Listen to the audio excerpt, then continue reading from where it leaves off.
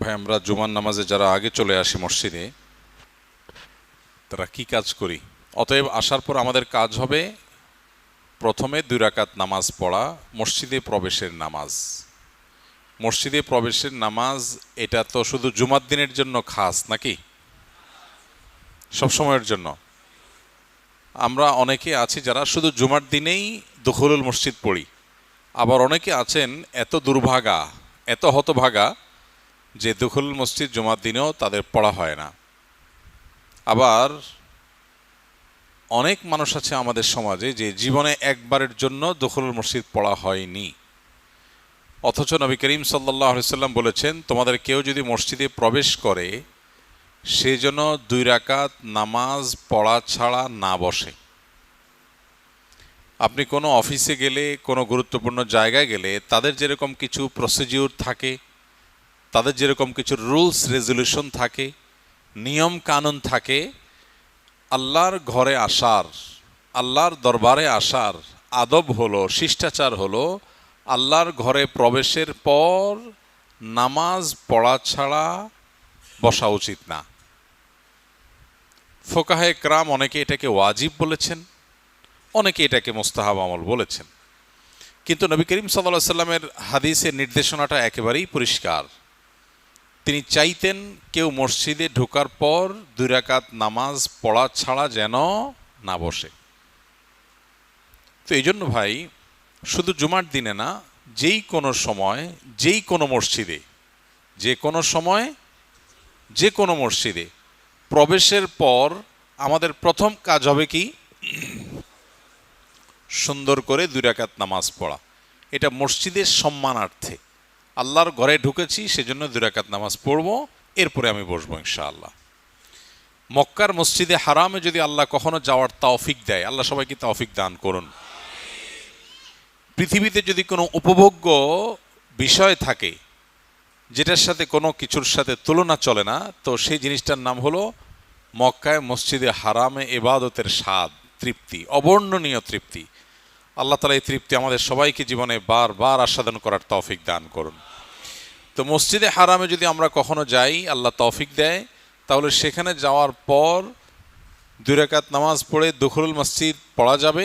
আরেকটা অপশন হলো, সেখানে যেয়ে যতবার যাবেন আপনি, প্রবেশের পর তাহিয়াতুল মসজিদ 2 রাকাতের স্থানে নামাজের পরিবর্তে আপনি সরাসরি মসজিদে কাবা শরীফে তওয়াফ করবেন, বাইতুল্লাহর তওয়াফ করবেন।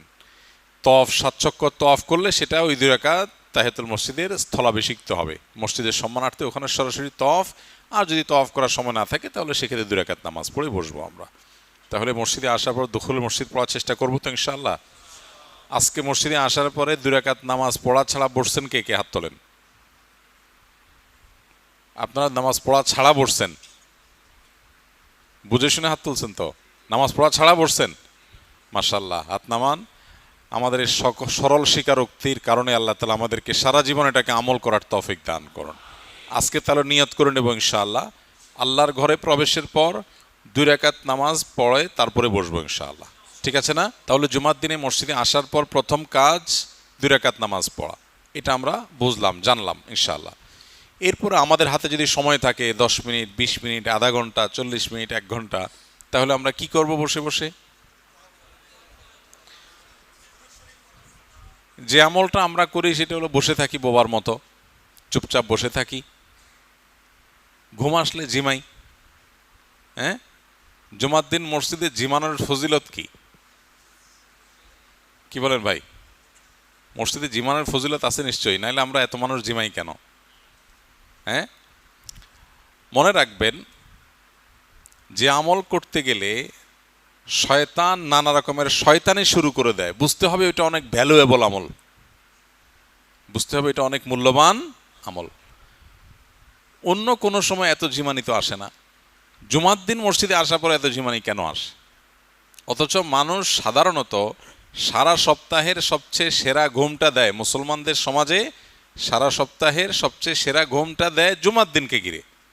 তাইলে আবার ঘুম আসবে কেন? অন্যদিন সকালে ঘুমাইতে পারি না আমরা, ক্লাস থাকে, অফিস থাকে, কাজকাম থাকে, কিন্তু জুমার দিন সবারই অলমোস্ট কাজকাম থাকে না। ফলে জুমার দিন সকালে যে সারা বছর ঘুমায় না সেও সকালে একটু ঘুমায়। তাহলে এই দিনে তো বরং ঝিমানি আরো কম আসার কথা, কিন্তু ঝিমুনি আপনি দেখবেন পরিমাণে আরো বেশি আসে। তাহলে বুঝতে হবে শয়তান এখানে অ্যাক্টিভ আছে।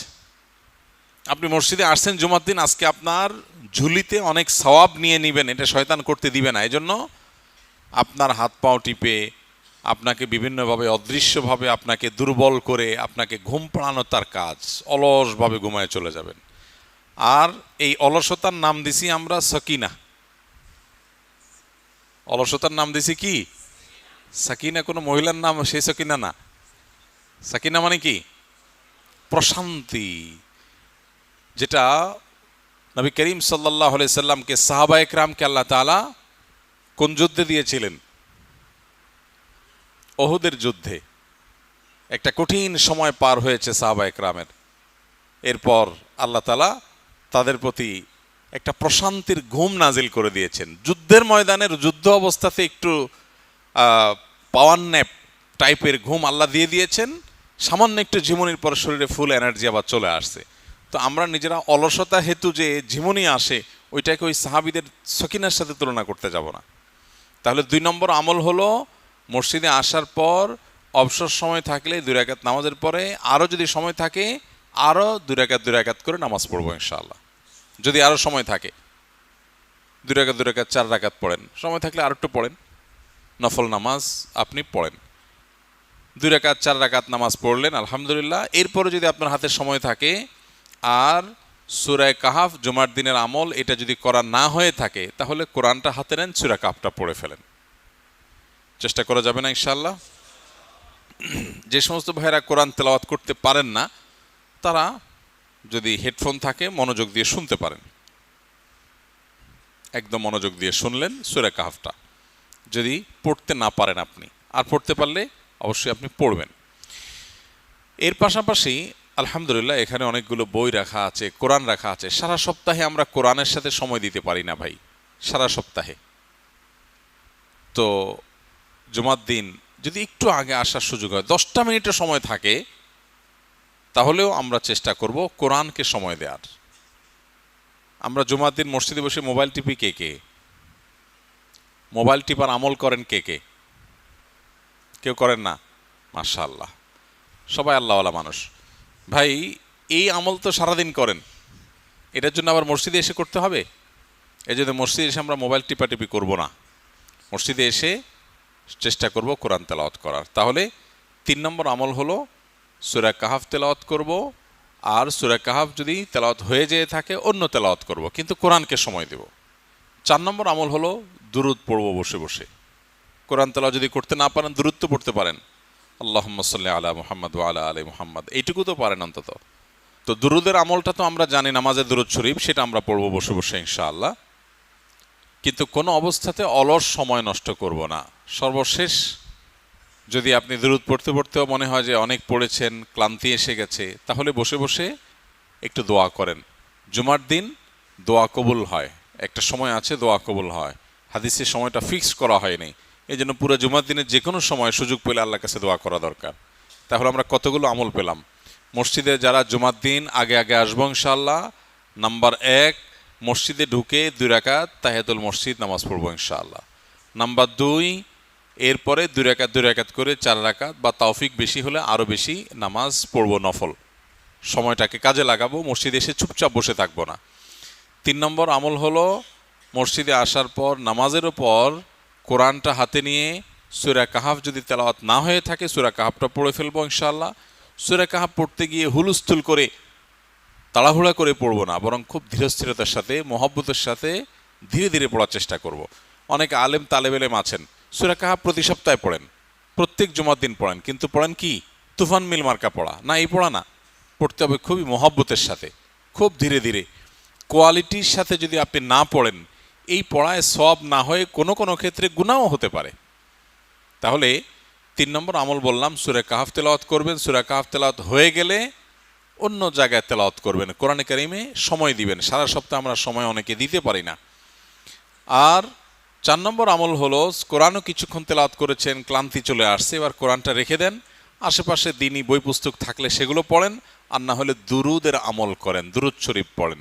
দুরুদও পড়তে পড়তে আপনার হাতে আরও সময় আছে, আলহামদুলিল্লাহ, তাহলে এবার হাত তোলেন, আল্লাহর কাছে একটু দোয়া করেন, কারণ এই জুমার দিনটা দোয়া কবুলের দিন এবং আল্লাহর কাছে বান্দার চাওয়াগুলো পেশ করলে সেগুলো কবুল হয়। তাহলে জুমার দিনে আমরা যারা আগে আগে আসবো ইনশাল্লাহ এই 4টি কাজ করব। মনে থাকবে তো ইনশাআল্লাহ? আল্লাহ আমাদেরকে আমলগুলো গুরুত্বের সাথে করার তৌফিক দান করুন।